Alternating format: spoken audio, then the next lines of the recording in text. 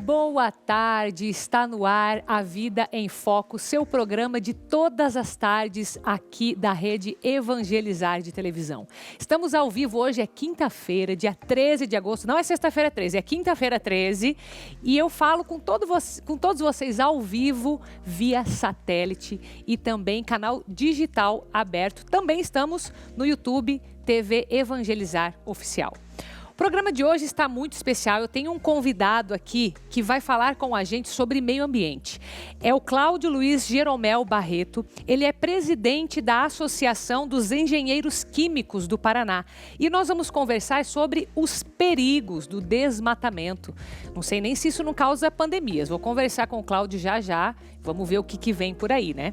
Uma reportagem vai nos dar dicas de como manter a sua casa organizada no dia a dia mesmo. E segundo os especialistas, esse hábito pode até fazer bem para a nossa saúde. Eu acredito, porque é outra vida uma casa organizada, né? Na nossa culinária, nós vamos ter uma receita irresistível de bombom de morango e uva. Não tem como ser ruim uma receita dessa, gente. Bombom de uva e morango, meu Deus do céu. Você já viu que esse programa está imperdível. Fique comigo, A Vida em Foco está começando.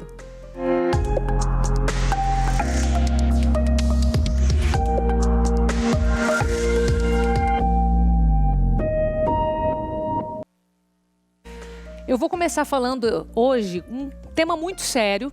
Que bom que quem está aqui é o presidente da Associação dos Engenheiros Químicos. Seja bem-vindo, Cláudio. Que bom que você está aqui hoje. Satisfação é toda minha. Sabe que eu sempre convivi muito com engenheiros químicos, por boa parte na minha vida. Adoro, porque assim, eu vejo que é muito importante que a gente se preocupe com temas como o desmatamento, que a gente vai falar aqui hoje. O que você tem a nos dizer para já causar um impacto para quem está assistindo o Brasil inteiro? Inicialmente, a gente pode afirmar hoje que existem diversos e seríssimos problemas mundiais advindos do desmatamento.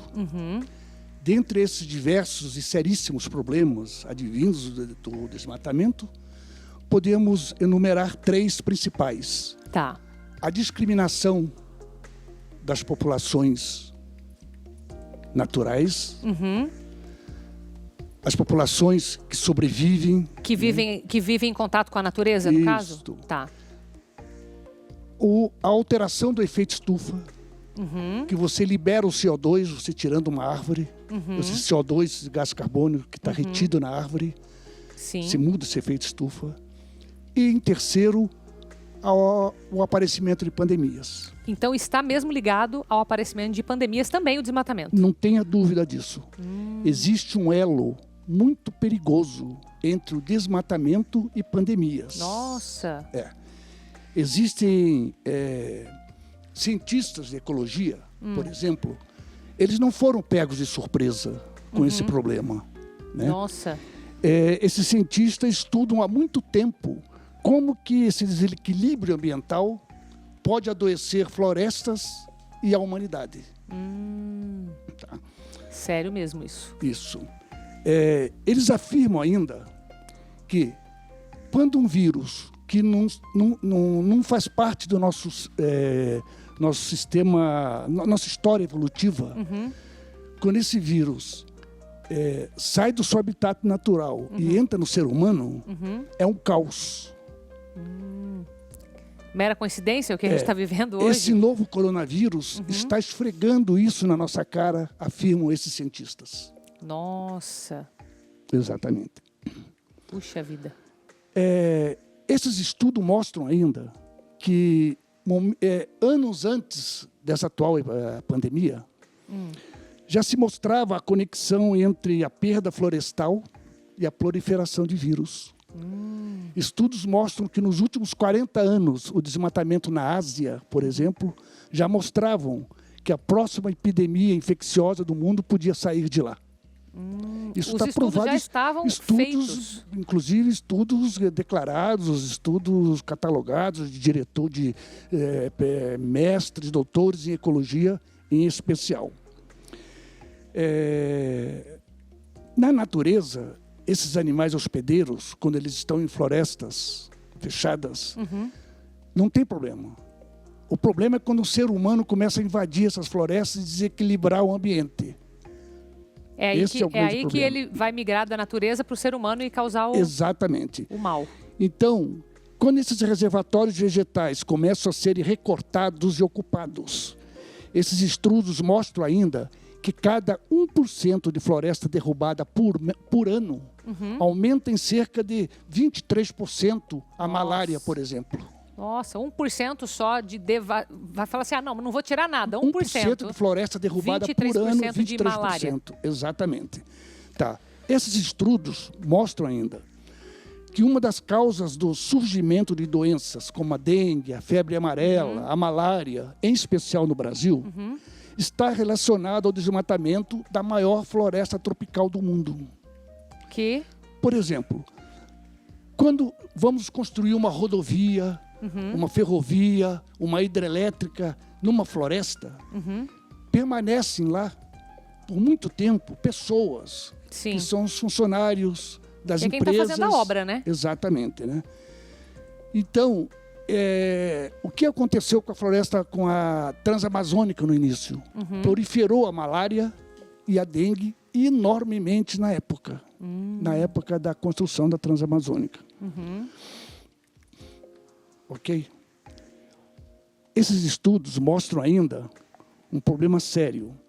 Mostram que em regiões do mundo com crescimento populacional mais intenso e onde as condições sanitárias são ruins e a taxa de desmatamento é alta, irão apresentar condições propícias a essas doenças infecciosas. Tá? Existe o lado bom. Tá? Estudos demonstram a possibilidade da mitigação desses problemas. Como? Através do conceito da saúde unificada. O que é isso? A saúde unificada envolve o ambiente, o ser humano e os animais. Pois 75% das doenças infecciosas têm origem zoonótica, envolvendo os humanos, os animais e o ambiente. Entretanto, a aplicação desses conceitos em larga escala vai depender da conscientização e da vontade política, infelizmente. Ou seja, depende de muitos fatores, né? Exatamente. Infelizmente, o modelo atual de capitalismo selvagem, extremamente consumista, só visa o lucro, disseminando problemas ambientais como o desmatamento, a ocorrência de pandemias e a geração de lixo. Além do pior, a poluição mais séria, a discriminação social, a intolerância, o egoísmo, a inveja e a soberba.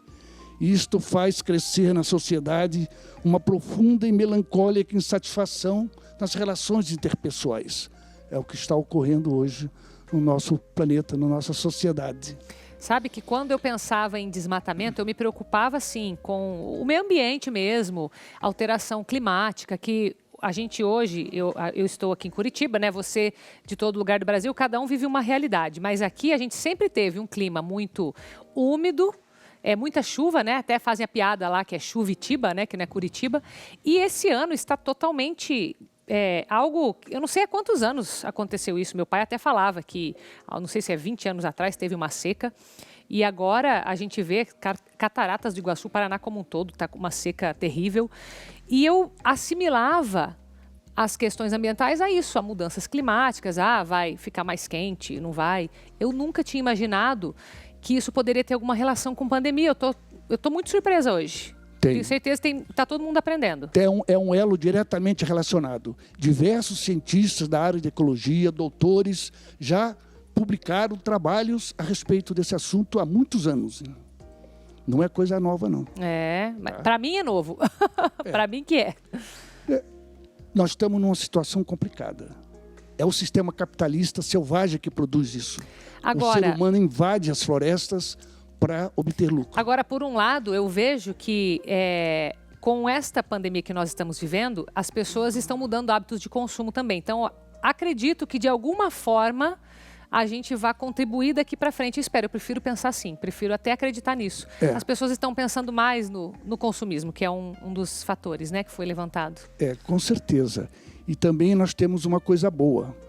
como afirma o Papa Francisco na sua encíclica Laudato Si, cuidado com a casa comum, nem tudo está perdido.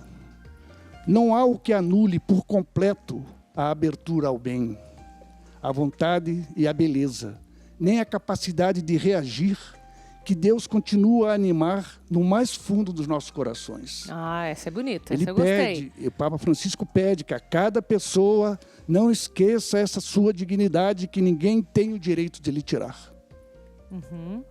Muito interessante.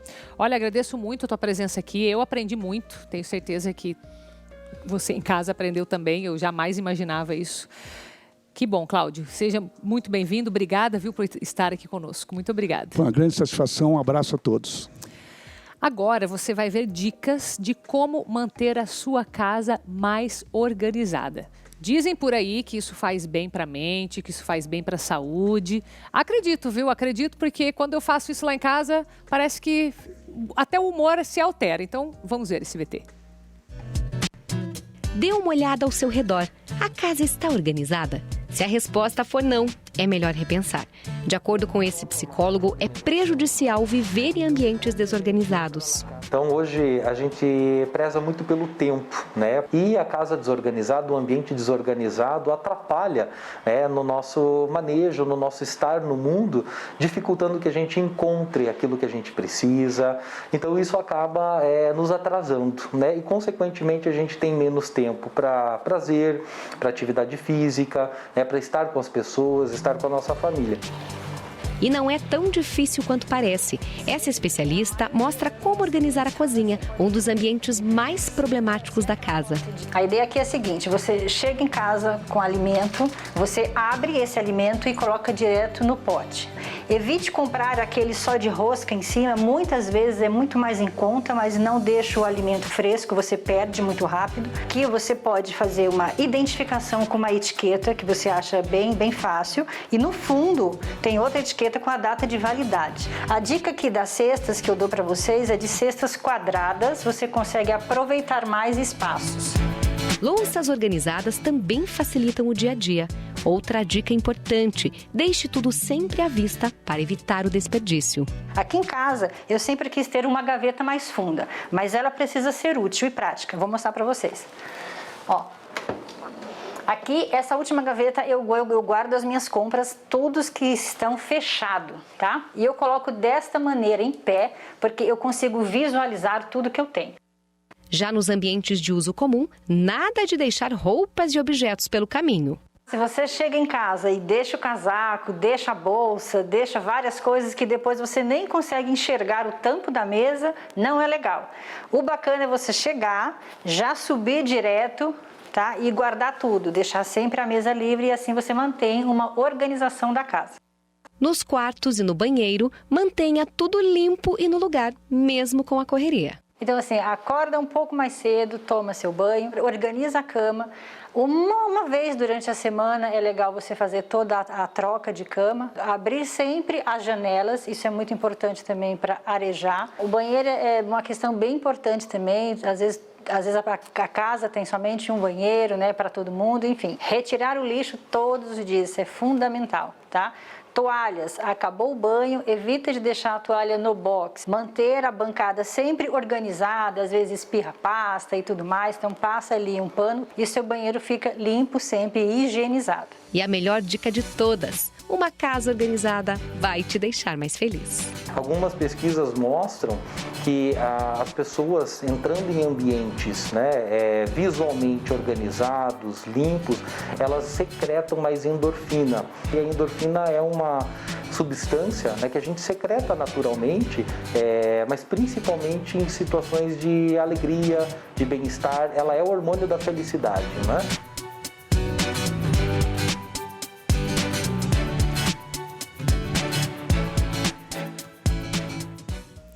Ó, esse é o tipo de vídeo que eu tenho certeza que enquanto você via, você lembrou de um monte de gente na sua cabeça. Até o tipo de vídeo que a gente precisa compartilhar. Sabe que eu lá em casa, eu tento implementar essa cultura da organização. Eu falo assim, gente, o mesmo trabalho. Você tirar uma roupa e jogar no chão é colocar dentro do guarda-roupa ou no cesto para lavar, entende? Não é tanta coisa assim a mais. Então já aproveita, vai lá no nosso YouTube, TV Evangelizar Oficial e já compartilha, porque daí é o início de um diálogo, entendeu? A implementação de uma cultura diferente na sua casa. Você vai gostar. Agora eu quero chamar uma reportagem sobre uma exposição que tem em Apucarana, no norte do Paraná. E a exposição lá é sobre imagens de Maria e José. É lindo, lindo, lindo, vale a pena você conhecer. A exposição reúne mais de 4.200 imagens. É o maior acervo brasileiro. Nossa Senhora aparece representada em várias etnias. A japonesa tem os traços simples da arte oriental. A africana traz os itens marcantes de povos antepassados. Ave Maria. A mostra de Nossa Senhora atrai fiéis e curiosos. Para este grupo de estudantes, a visita foi uma aula de história e de devoção. É bom conhecer um pouco de Maria e tudo os seus nomes, todas as suas bênçãos, né? E tudo que está aqui é muito bonito. Isso aqui um dia eu vou usar para minha vida. Eu acho bem legal assim que mais pessoas visitem, porque você vai adquirindo mais aprendizado e vai ajudar você. O espaço também virou lugar para pesquisadores. Como professor de história, nós valorizamos esse contato cultural que os alunos têm com essas imagens, com essas iconografias do mundo católico. A exposição também reúne imagens de São José, desde a Anunciação até devoções de diversos lugares. São mais de 1.500 imagens do santo. Maria do Perpétuo Socorro é devota e estudiosa de São José. Veio de Salvador para pesquisar e rezar. É encantador a gente ver, né, os ícones de São José, as passagens da vida dele. A mim toca profundamente, emociona mesmo. Quem é devoto de São José, namorado por ele, também é por Maria. Eu costumo dizer, né, lá em Salvador, se a gente quer agradar o coração de São José, reza uma Ave Maria. Tanto as imagens de Nossa Senhora quanto as de São José foram trazidas de museus, mosteiros e igrejas de várias partes do mundo. Padre José Antônio foi o responsável por esse trabalho. Achamos que seria muito bom que, juntamente com a iconografia josefina, tivesse também a iconografia mariana. E porque Maria tem uma presença muito forte na vida do católico, dos cristãos católicos. A exposição está montada no Centro de Espiritualidade Josefino Mareliana, em Apucarana, interior do Paraná. Lembrando que agora, durante a pandemia, esse centro de exposição está fechado. Mas eu achei que valia muito a pena a gente saber que existe, porque é uma exposição belíssima. Fica lá no Centro de Espiritualidade Josefino Mareliana, em Apucarana, no norte do Paraná. Agora eu vou por um intervalo, mas a seguir eu volto com um convidado muito especial, que é o Alexandre Weiler.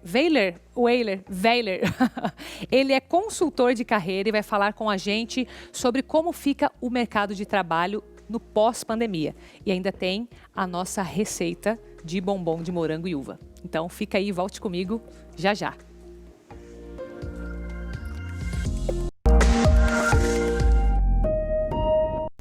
Estamos de volta com o programa A Vida em Foco, o seu programa de todas as tardes aqui da Rede Evangelizar de televisão. Eu sou Carol Tormena e te faço companhia sempre, de segunda a sexta. Você pode ligar ou no YouTube ou na TV, onde você estiver no Brasil, e nós estaremos aqui, toda a equipe, só para te receber. E agora eu vou falar de um assunto que me dá até uma esperança no fim do túnel, Alexandre, porque a gente começa agora a parar de falar da pandemia e falar como que vai ser o pós-pandemia. Isso não dá uma luz no fim do túnel? Com certeza, a gente já começa a se animar, não é verdade, Carol? Com certeza, seja bem-vindo, viu? Muito obrigado. O Alexandre Weiler, ele é consultor de carreiras e nós vamos falar então agora como que fica esse mercado de trabalho, né, a carreira, enfim, no pós-pandemia. O que você visualiza, Alexandre? Então, essa é a pergunta que vale 1 milhão, na verdade. Né? Verdade. Aquilo que praticamente a IBM, há 5 anos atrás, ela vaticinou, profetizou de que num horizonte de 5 anos para frente, né, ou 10 anos para frente, entre 40% e 60% dos mercados de trabalho, né, e até mesmo o mercado para as empresas, eles seriam tocados e transformados. Tá. Ela dizia que num horizonte de 15 anos, né, isso atingiria 100%. Só que este momento de pandemia que nós estamos vivendo agora, ele antecipou praticamente tudo isso. Então, o que seria um prazo de 15 anos, nós estamos vendo agora. Nós estamos vivendo exatamente agora. Olha só, histórico isso. É verdade. A grande maioria, nesse momento, está vivendo em home office, né? Está trabalhando no home office, conhecendo a parte boa e a agrura desse processo também. E, curiosamente, também, boa parte das empresas estão entendendo isso como algo positivo e como algo bom para elas, né? Sob o aspecto principal de custos e até mesmo de rentabilidade e performance do próprio colaborador. Isso significa que, neste momento, mais de 60% das empresas não pretende voltar ao momento anterior. Então, mais de 20% delas pretende manter home office em tempo integral, especialmente para as atividades administrativas, né? E mais de 40% pretende fazer um híbrido desse processo. Nossa, que interessante. Então, eles estão estudando mesmo uma mudança na forma de se trabalhar. Exatamente. O interessante é que, se a gente para pensar, boa parte das ferramentas que a gente utilizava nos escritórios, elas já estavam preparadas para esse home office. Ele só não acontecia justamente porque as altas esferas dentro das empresas, os diretores, os gerentes, eles eram um pouco mais resistentes a isso. Mas esse momento de pandemia, ele fez as empresas entenderem que essa era uma necessidade, que não havia como voltar atrás, e aquela barreira, digamos assim, que era quase de uma estratégia um pouco falha por trás, uma incompreensão por parte do processo, ela deixou de existir. Então, o futuro, sim, ele é cada vez mais digital. O digital, sim, é o novo normal, sim, até no ambiente de trabalho e no ambiente dos negócios, e realmente a gente não vai voltar atrás. E tem um aspecto muito importante também. Se escancarou muito mais agora a questão da performance das pessoas. Porque dentro do ambiente de trabalho antes, era muito mais de tempo. Né? Você batia o seu cartão na entrada e batia o seu cartão na saída. Então, se você estivesse lá durante aquele período, para a maior parte dos gestores, estava bom. Né? Os indicadores de performance, eles não apareciam tanto assim. Agora, nesse período de home office, aparece muito mais a atividade, a tarefa, a entrega, o resultado. Né? E aí, neste momento também, alguns colaboradores, eles passaram a ter uma performance maior. E aí, também por isso, também se começou a enxugar o mercado de trabalho. Eu não estou dizendo que isso é justo, eu não estou dizendo que isso é adequado, eu apenas estou dizendo que é isso que está acontecendo. Entendi. Eu já ouvi, inclusive, algumas pessoas comentando que se sentem mais produtivas em casa, mesmo meio ao caos, né? Porque, igual você falou, o ambiente é diferente, até que a nossa cabeça se acostuma, tudo é adaptação, né? Exatamente. Mas uma questão que me fica é que eu sei que o que também é uma preocupação das empresas é a questão trabalhista.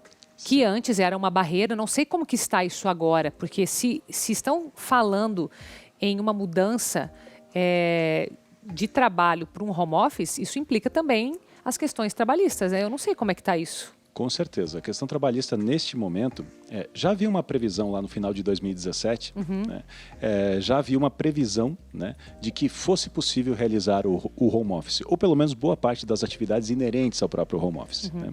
E aí as empresas elas começaram a pensar o seguinte, bom, as tarefas administrativas eu começo a levar para home office pouco a pouco. Né? Só que o interessante é que, hoje em dia, por causa de uma coisa chamada robotização, automatização, né, indústria 4.0, que é um outro nome que se dá, todo o processo produtivo manual e braçal que exigia também que a pessoa fosse para a linha de montagem, nesse momento ele também começa a se tornar, o ser humano começa a se tornar prescindível naquele lugar. Né? E essa transformação ela está se acelerando muito fortemente e a legislação trabalhista, inclusive, ela está permitindo que isso aconteça. Né? Não só aqui no Brasil, mas no mundo como um todo. Né? Talvez já é chegado o momento de grande parte das pessoas começarem a discutir uma nova economia, uma nova sociologia, uma nova filosofia, uma nova ética dentro desse novo ambiente. Né? Porque não há como voltar à situação anterior. Isso vai ser fantástico, essa discussão. Eu quero ver de camarote. Olha, com certeza. Tá, outra questão é com relação aos cargos mesmo. Sim. Você, na sua visão, existem já cargos que antes não existiam devido à pandemia e você acha que no pós isso ainda pode mudar? O que você enxerga? Essa transformação ela já está acontecendo há vários anos e a gente nem se deu conta, né? Antes as empresas elas tinham diretor, vice-diretor, gerente, subgerente, superintendente, Sim. etc. Era uma pirâmide enorme, né? E se a gente olha nos últimos de 10 anos para cá, essa pirâmide ela encolheu, ela Sim. ficou muito mais plana, justamente por causa de softwares RP e outras coisas mais que praticamente enxugaram todo esse processo. Tá. Se nós olharmos um banco, por exemplo, um banco antes ele tinha 20, 30 caixas e um gerente e um subgerente. E hoje? Hoje ele deve ter um caixa e talvez 7, 8 supostos gerentes, que na verdade são vendedores, e o restante são tudo ATM, ou você faz pelo aplicativo, ou você faz por uma fintech. Então, isso é apenas o início, é a ponta do iceberg. Mas o interessante é que esse processo de digitalização ele está acontecendo em todas as áreas, no comércio, na indústria, na parte de serviços. E esse processo de digitalização ele começa a tirar o ser humano de dentro de boa parte das atividades que as pessoas faziam antes. Então, quem está em casa nesse momento, pensando em voltar para uma situação anterior, repito, né, tem um cuidado muito grande, né? Porque eu não vejo, por exemplo, um ascensorista indo trabalhar de programador do dia para a noite. Né? Eu não vejo, por exemplo, um motorista de caminhão, que o caminhão passará a ser automatizado, ele virando youtuber do dia para a noite, né? Que são aí algumas novas profissões que estão surgindo no mercado. Bem novas, né? Bem novas. Com certeza, com certeza. Nossa, que bacana, é muita mudança mesmo, mas assim, acho que não é para ficar com medo, né? Não. Você vê as pessoas com medo ou não? Sim, infelizmente eu vejo várias pessoas com medo, mas você tem toda a razão, Carol, não é o momento de ficar com medo, né? O mundo ele é feito das pessoas que olham as coisas acontecerem, daquelas que fazem as coisas acontecerem e daquelas outras pessoas que perguntam o que foi mesmo que aconteceu, né? Foi mesmo que aconteceu, E nós precisamos ser aquele segundo tipo, aquele que faz acontecer.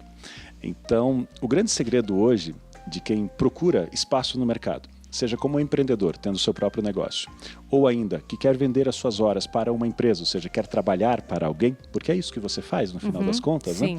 Você precisa ter formação. É isso que faz toda a diferença na sua vida. Com certeza. Em tudo nessa vida a gente gasta 3 coisas principalmente: tempo, esforço e dinheiro. Né? Só que, curiosamente, quando você coloca conhecimento sobre isso, inteligência sobre isso, você gasta muito menos dos 3. Dos 3? Olha só, né? É verdade. E aí que está toda a diferença. E como que você coloca inteligência e conhecimento sobre isso? Com planejamento. E o primeiro planejamento que a gente precisa fazer é desenvolver as nossas habilidades e as nossas competências. Verdade. Nos tornar melhores naquilo que nós ainda não somos, identificar o que o mercado está buscando neste exato momento. Né? Eu lhe dou um exemplo. Eu trabalho numa escola de negócios, que é a ESIC Internacional. A ESIC, eu vi ali no crachazinho ali. É uma referência nacional, né? É verdade, é verdade. E ela é da Congregação dos Padres do Sagrado Coração de Jesus, lá do Padre Zazinho, do Padre Fábio de Mello, né? E eles têm justamente essa escola de negócios e ela é de nível internacional. E lá eu atuo como consultor de carreira. E uma das coisas que a gente percebeu é que o brasileiro, às vezes, ele é muito aguerrido, ele é muito lutador, só que ele nem sempre planeja. Ele é muito mais de fazer, ele é muito mais de lutar e ele é muito mais de se virar nos 30. Né? Por isso, até mesmo lá nós criamos um projeto que ele é gratuito e fica para a comunidade, para quem estiver nos vendo e ouvindo nesse momento. Né? É um counseling de carreira, um planejamento de carreira. E ele é totalmente gratuito. Pode ser feito presencialmente ou ele pode ser feito à distância. Então, quem quiser pode entrar em contato conosco. Até o telefone é de graça. E pelo site eles conseguem mais informações? Sim. Que é o esic.br. Vai aparecer para você aí no visor. Nossa, muito bacana. Eu tinha várias coisas ainda para te perguntar, mas enfim, não dá tempo. A gente volta outro dia, de repente você, né, se você tiver a disponibilidade, claro. Porque tem muita coisa para conversar. Muito obrigada, Alexandre. Muito interessante. Obrigada pela tua participação aqui, viu? Prazer, Carol. Você vai conhecer agora como que é feito o cultivo de morangos. Tem alguns detalhezinhos aí que você precisa saber. Vamos ver. –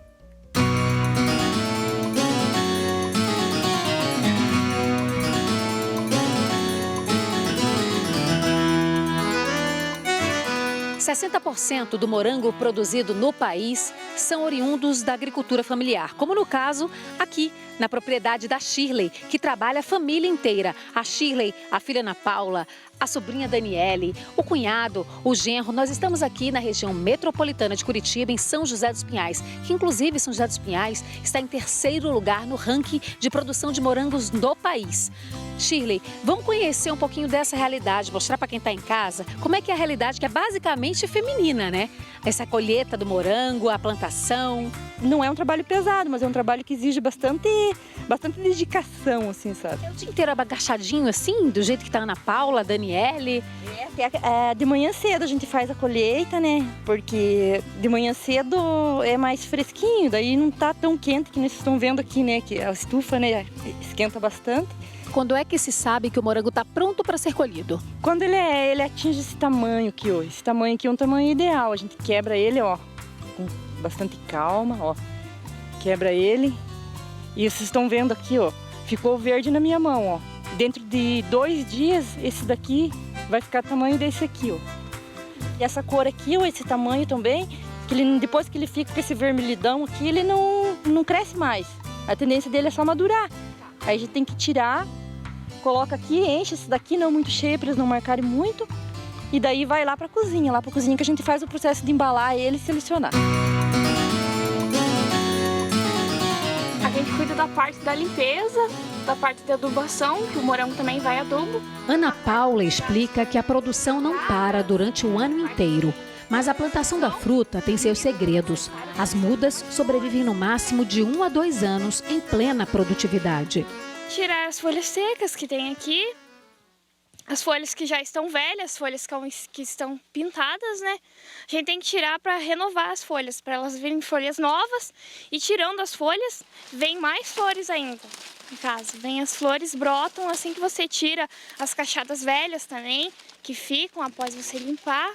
Você tem que retirar que assim vem frutos novos e flores novas também. Diante do cenário de fartura, os produtores rurais enfrentam o desafio de encontrar novas formas para aproveitar a sobra da colheita. Foi isso que levou a família a construir uma cozinha industrial e fazer cursos para aproveitar o máximo da fruta. Com a produção de morangos congelados, geleias e polpas, a ideia é aumentar a renda e prosperar. O objetivo nosso é crescer, montar a nossa própria agroindústria, fazer a polpa do morango, fazer o morango congelado e fazer a geleia. E a gente pretende crescer entre família.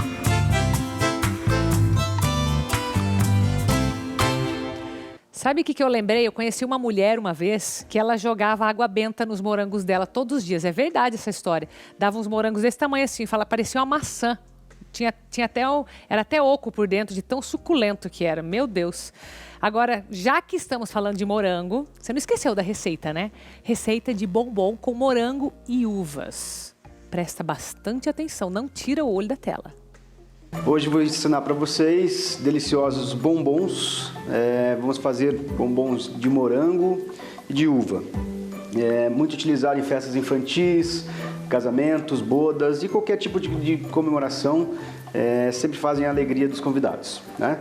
Então a gente vai estar trabalhando com os ingredientes aqui para vocês, leite condensado, as frutas, né? Então eu estou utilizando morangos e aquela uva Thompson sem semente, margarina, os nossos chocolates, né? Um chocolate ao leite fracionado para que a gente possa estar banhando os bombons, chocolate branco para a gente fazer um acabamento, e nesse acabamento também nós vamos estar utilizando um pó decorativo dourado com um pouquinho de vodka para que a gente dê uma apresentação mais requintada para o nosso bombom.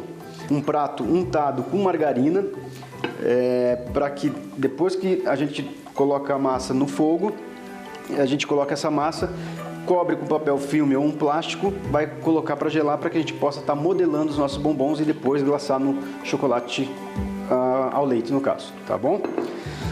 Então aqui na panela eu coloquei uma caixa de leite condensado, tá? Uma colher de sobremesa de margarina, e agora nós vamos estar apurando até o ponto que eu vou mostrar para vocês daqui a pouquinho, tá bom? Importante vocês estarem mexendo bem para que não queime o nosso leite condensado, tá? Um processo rápido, tá? Cerca de mais ou menos de 8 minutinhos vai estar a nossa massa pronta no caso. Então ela cai da colher aqui ou do pão duro de uma maneira pesada, tá? Bom, finalizado a massa no fogo, né? Nós vamos colocar no prato untado com margarina, tá? Importante vocês estarem utilizando ou um pacotinho plástico ou papel filme para cobrir essa massa, tá? E é rente, tá, pessoal? Justamente para evitar o processo de cristalização dessa massa, tá? Daqui agora nós vamos levar para a geladeira e para que a gente possa estar modelando os nossos doces, tá ok? Nós deixamos aí na geladeira aproximadamente 6 horas, tá? Para que a gente possa estar modelando os nossos bombons, tá? Então aqui eu já modelei para vocês, né? Mais ou menos cada bolinha cerca de 15 gramas, tá? Untar a mão um pouquinho de margarina para que a gente possa estar facilitando o nosso trabalho, né? Então nós pegamos uma porção de massa, colocamos as uvas e vamos modelando o formato que nós queremos, tá? Bom, modelamos aqui os bombons de uva. Agora vamos também fazer os de morango, tá? Também, de preferência, morangos menores, né? Porque são bombons para festa, tá? Finalizando os nossos bombons de morango. Agora nós vamos estar glaçando os nossos bombons no chocolate, tá? Aqui eu estou utilizando um tapete de silicone, tá? Mas vocês podem estar fazendo isso com papel manteiga também, ou quem tem granito, né? A gente pode estar passando um pouquinho de margarina no granito para que a gente possa tirar o chocolate e deixar ele secando, tá? Então esse é um garfinho específico para facilitar um pouquinho o trabalho de vocês, mas a gente pode estar utilizando também os garfos, né, os tradicionais que a gente tem em casa também, tá? Então é bem simples, nós colocamos no chocolate e vamos virando até cobrir todo o nosso bombom, tá? Tira o excesso de chocolate e coloca para secar.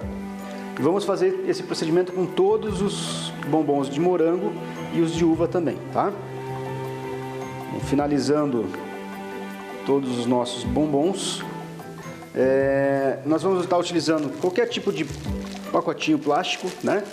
Para que a gente possa estar riscando, até para, no caso, diferenciar os sabores, né? Então aqui eu vou colocar o chocolate branco nesse saquinho. Então nós vamos fazer um furinho com a tesoura.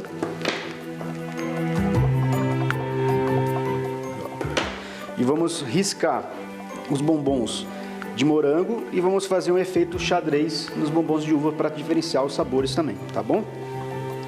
Bem simples, fazendo movimentos para frente e para trás, tá? Então aqui a gente fez o mesmo trabalho que a gente fez no de morango, só que vamos ao contrário para que a gente possa estar fazendo o efeito xadrez, tá certo? O nosso pó decorativo, que normalmente a gente encontra em casas de produtos para confeitaria, padaria, tá? E um pouquinho de vodka, tá? Pode ser qualquer marca, mas é importante que seja uma bebida destilada, tá? Nós vamos usar um pouquinho de o conta-gotas, na verdade, para pegar um pouquinho aqui e vamos estar fazendo a diluição, tá? Então a gente vai estar misturando, tá? Então aqui diluído, nós vamos pegar um pincel, tá? E vamos começar. Então nós vamos pintando todos os nossos doces, tá? Para que a gente dê um acabamento neles, tá? Importante agora, né? Nós vamos fazer esse acabamento aqui, tá? Uma tesoura ou um estilete, nós vamos estar retirando todo o excesso de chocolate, tá? Para que a gente possa estar colocando nas forminhas, no caso.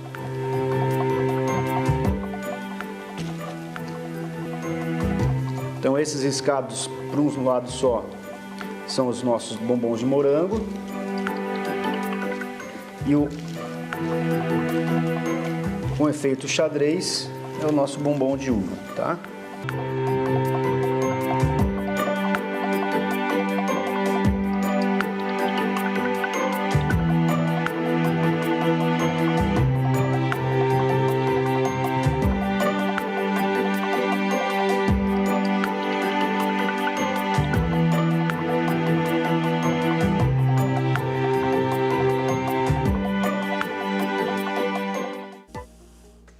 Olha, que trabalho, né? Uma obra de arte, que delicadeza, que delícia, que tudo isso.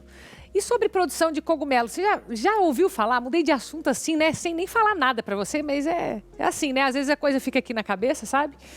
A gente vai ver depois do intervalo como que é a produção de cogumelo. Eu nunca vi. Vou aprender hoje junto com você. Até já. Estamos de volta com o programa A Vida em Foco, o seu programa preferido de variedades aqui da Rede Evangelizar de televisão. Sabe que estamos ao vivo para todo o Brasil e também estamos no YouTube TV Evangelizar Oficial, que inclusive você vai querer rever e passar essa matéria de agora. Você sabe, por acaso, como é feita uma produção de cogumelos? Eu não sei, mas vou aprender junto com você com esta reportagem. A produção do cogumelo chegou ao Brasil na primeira metade do século passado, junto com a chegada de grande parte dos japoneses e dos chineses. Mas a falta de conhecimento e de tradição faz com que o produto ainda seja pouco consumido no nosso país. Se eu pedir para você imaginar como é que é o cultivo do cogumelo, você vai pensar numa área ampla, provavelmente em solo. Lê do engano. Os cogumelos, eles são cultivados em estufas como esta aqui ao meu lado. Seu Dinei, em parceria com um amigo, cultiva o produto há 6 anos. É uma arte, seu Dinei. Sim, digamos que produzir o cogumelo é uma técnica. Vem desde a higienização, né, a questão do manejo, todos os cuidados que você precisa, desde o início da parte de higienização até a chegada da compostagem, o processo dos procedimentos, período de incubação, controle de temperatura. A estufa, gente, é um ambiente climatizado, todo preparado justamente para receber o produto. Dinei, quanto tempo ele fica aí dentro? Bom, o período digamos, até ele iniciar a produção, mais ou menos uns 40 dias. A parte de baixo, essa parte aqui, que é a gramilha, ele fica em torno de 18 dias, para que ele venha a grama normal. Ele vai ficar aqui no período de incubação, que ele vai formar os micélios. Essa parte branca aqui é o micélio, é o fungo. Esse fungo, essa parte branca, é que vai cobrir toda a terra e vai formar o cogumelo. Isso, essa exatamente. Ela vai ficar toda branca. Aí quando você faz a entrada de oxigênio, que eles vão começar a se formar os cogumelos. Aí num período de 11 dias a gente começa a colher. Agora a gente vai para a fase da colheita, da produção, digamos assim, da parte in natura, né? Os cuidados começam antes da entrada. O cal aqui ele serve para esterilizar o calçado, né, que você pode estar trazendo algum fungo, então ele vai eliminar esse fungo que você possa estar trazendo para dentro da estufa. Esterilizar as mãos também é importante. Isso daqui é a etapa seguinte da que a gente acabou vendo lá na outra estufa. Ele começa se formando aqui, ó, esse pontinho que vocês podem ver, cada pontinho desse é um cogumelo crescendo. Isso daqui, no período de 2 dias, ele vai estar nesse tamanho aqui, no ponto de colher. Dinei, esse cogumelo é in natura. É possível comê-lo do jeito que ele está? Sim, é possível. Como vocês podem ver aqui, a gente pode retirar ele da terra aqui, ó. A colheita dele, só você tirou a raiz, você pode consumir. A gente produz ele totalmente sem agrotóxico, nada. A Associação Nacional dos Produtores de Cogumelos estima que no país existam mais de 300 produtores. Em sua maioria, são micro e pequenos agricultores familiares, como no caso do Dinei. O consumo dos cogumelos per capita no Brasil é de apenas 160 gramas por ano. São conhecidas no mundo 10 mil espécies de cogumelos. 2.000 são comestíveis, mas apenas 20 são comercializadas. Aqui nesta propriedade do Dinei, que fica em Tijucas do Sul, a 60 quilômetros mais ou menos de Curitiba, a espécie cultivada é a Paris. Mas o produto comercializado por ele é processado. Ele foi acompanhado por consultoria, tanto na área da implementação, da boas práticas, ele tem um manual de boas práticas e também nós trabalhamos a parte da gestão, controles financeiros, mercado, como que ele vai vender, e aí a gente preparou ele das duas maneiras, gestão e a parte da produção dentro da agroindústria. A cadeia produtiva do cogumelo no Brasil está disseminada em várias regiões do país. Os principais produtores estão nos estados de São Paulo e no Paraná, mas existem cultivos em Minas Gerais, Rio de Janeiro, sul da Bahia, Pernambuco, em Brasília e no Rio Grande do Sul. O Dinei trabalha com o cogumelo mais conhecido no país, que é o champignon. Você funciona num modelo de agroindústria, Dinei. Você produz, você processa e você comercializa. Sim, a gente faz toda a etapa, desde o início da produção, industrialização e comercialização. E a gente, nesse processo todo, a gente está ampliando, a gente faz tudo isso, mas está buscando novos parceiros para que a gente possa crescer também.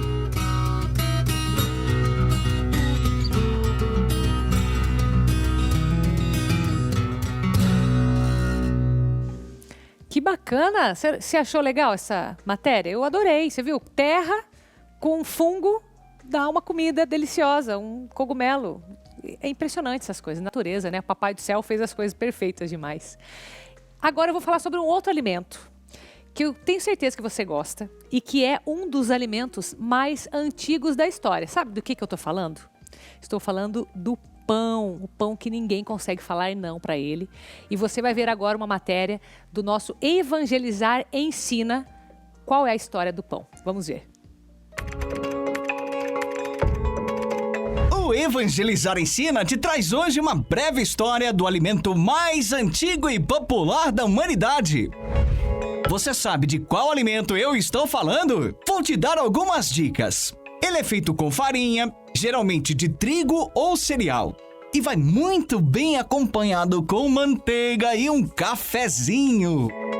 Sim, eu tô falando do pão! Esse é um alimento que é uma herança de milhares de anos atrás. Os egípcios foram os primeiros a usar fornos de barro para assar pães. Naquela época, o pão servia para pagar salários. Por exemplo, um dia de trabalho valia 3 pães. No Brasil, o consumo de pão só se tornou popular depois do século XIX. Além de ser um dos alimentos mais consumidos no mundo inteiro, o pão também ganhou outro significado importante. Para o cristianismo, ele simboliza o corpo de Cristo. Separamos algumas curiosidades interessantes sobre esse alimento. O maior consumidor de pães do mundo é a Rússia e o segundo maior é o Chile. O nosso conhecido pão francês não é nem um pouco popular na França. Por lá, o pão preferido chama-se baguete. A Organização Mundial de Saúde recomenda que as pessoas comam 50 quilos de pães por ano. 8 de julho comemora-se o Dia do Padeiro. Dia 16 de outubro é comemorado o Dia Internacional do Pão. Independente da fabricação, do formato e dos ingredientes, o pão sempre fará parte da história humana. Te espero no próximo Evangelizar Ensina. Tchau!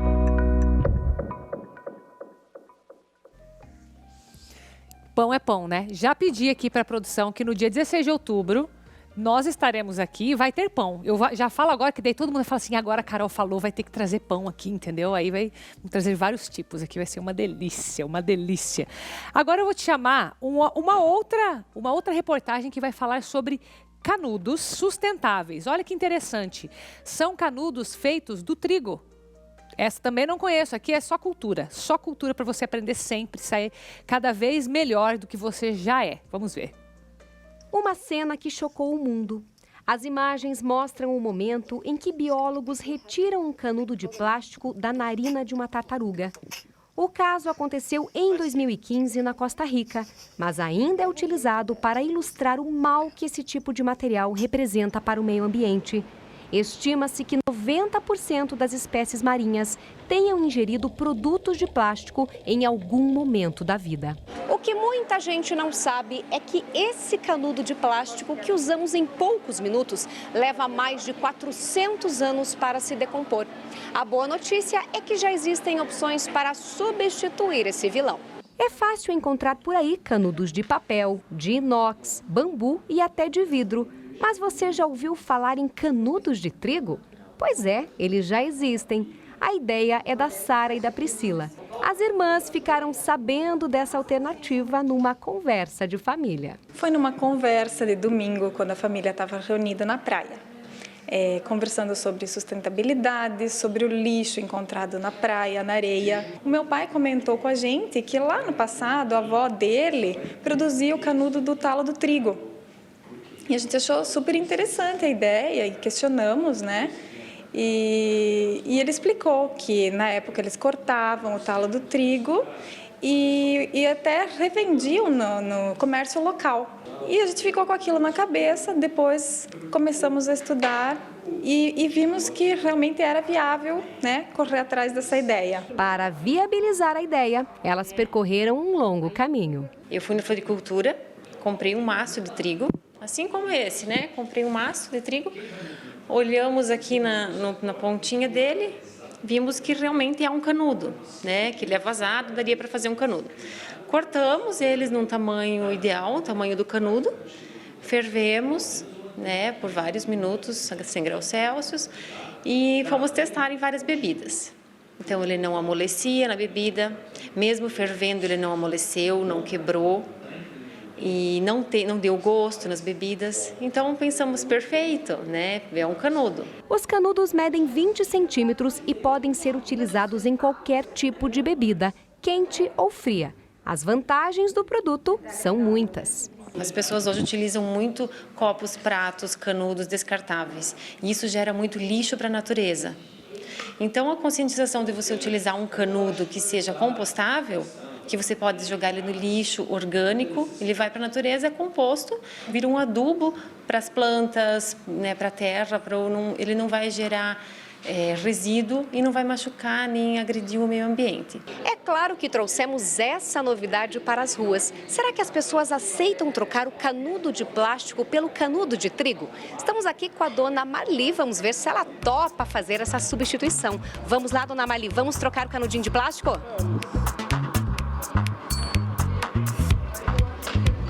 O que a senhora achou do canudo? Dá muita diferença? Não é muita diferença. Achei até melhor, que ele parece um pouquinho maior. A haste dele parece um pouquinho mais fácil de sugar o suco. O que você achou? Mesma coisa. Cuidar do meio ambiente, acho que é muito importante no dia de hoje, quando cuidar da fauna, da flora, acho que é uma iniciativa bem bacana. Os comerciantes também estão de olho nessa novidade. Esse restaurante, por exemplo, já substituiu os canudos de plástico pelos de trigo. Há um ano atrás, a gente viu começar a surgir a necessidade de abolir o plástico e tinha que começar por algum lugar. Então, começou a surgir na mídia a história das tartarugas, que o canudo de plástico era maléfico para elas. O objetivo é um dia não usar mais plástico para nada e ser tudo biodegradável, reutilizável. Então, acho que a gente está no caminho. São pequenas atitudes que a gente pode mudar, né, para fazer diferença. Aquela cena da tartaruga é fortíssima, gente, eu não consegui ver, sério. Para mim sei lá, dá uma coisa ruim. Mas o que importa é que se a gente decidir trocar, a gente pega algo que é orgânico, vai na natureza e a gente já está fazendo a nossa parte. Isso é muito legal. Eu vou ficando por aqui, estamos já no final do programa, mas amanhã é sexta-feira, eu volto às 3h30 com mais convidados, com mais conhecimento, com mais receitas para você. Um beijo. Fica com Deus.